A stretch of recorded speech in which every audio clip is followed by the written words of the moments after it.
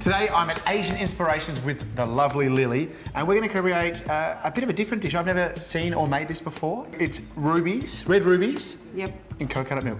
Also known as the pomegranate dessert. Yes, and you're going to say it in Thai for me? Tab Tim Grop. Tab Tim Grop. Yeah. There Perfect. Should we get into it? Yes, let's play. Awesome. So to make this dish, we need water chestnut. Love water chestnuts, so crunchy. Yes, absolutely gorgeous, Great isn't ingredient. it? Nice. And we basically chop them into pomegranate sizes. Yep.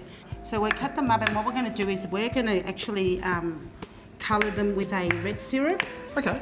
So you can hence the ruby part of the colour. dish. Yes, Great. that's right. So you can, if you haven't got cordial, kind of red cordial or red colouring. Okay.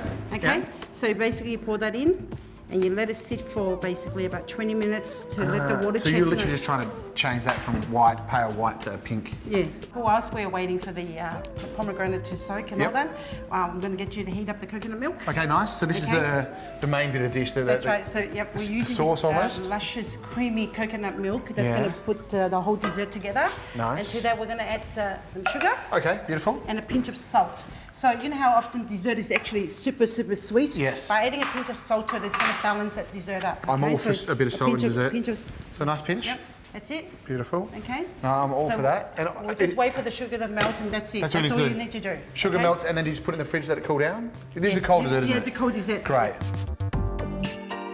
So we've got the pomegranate, as you can see. They look amazing. Look how bright and vibrant they are. It's picked up the colour, yeah. Look at that. And so what we're going to do now, Michael. Yep. We're going to put the tapioca flour into the... normally you can put it in a zip bag, you can use it in a bowl, but I like using a container to avoid wasting plastic. Of course. But also we can actually use it for something else later if we need to, okay?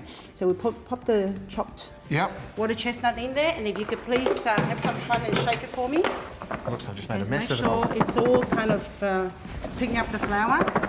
So what happened is the starch, it's picking up, it's going to give it that clear... Okay, yes, covering on the pomegranate. Let's see if I've done a good job. I think I have. It's a nice coating. We'll shake off the flour. Oh, cool. Okay, gently shake it off. We don't want everything removed. Don't lose too much. Yep. So I'm just sort of like this, like I'm dusting icing sugar. This is like no dessert I've ever cooked. This is really interesting. We've got the ice water in the bowl as well. Let's bring that over here. You're going to go straight into there from there? Yep. Cool. Okay, so if you can slowly, just drop it in for me. Okay. So it doesn't need a lot of cooking time. Probably all you need to do is bring it to boil. Okay. They'll float to the top when they're ready. Like gnocchi, once it floats, it's ready. And basically you remove them from the boiling water, and they're nearly ready. This is a really funky dessert. I love it. So what we do when we're serving this, you can actually serve it with a bit of jackfruit. Okay. Have you had jackfruit Look, before? I've had it once in an ice cream, but fruit. not like this. Yep. Nice. It's Look, you can actually add whatever you like. Chewy. It's a bit chewy. Yeah. So, Michael, once they float to the top, they basically you can remove them out of the pot. Straight into ice water just to chill them straight down. And they won't stick together then, I imagine, once they're cold. That's right. Bit of crushed ice as well. Yep. So this is a textural thing. Yep. And also to keep it nice and chilled. Chilled, that's right. So you want some coconut milk in there? Just enough. To cover. And then to that, we can add a pinch of sesame, sprinkle it with a bit of sesame, just for flavour. This is really fun and really easy. Easy to do, isn't it? I love an easy dessert. And these are toasted sesame, so you get that nice nuttiness. Yep. And how easy was that? Well, what's it called again, Michael? It is called red rubies with coconut milk, or ready? Tab Tim Grop. That's it. Well done.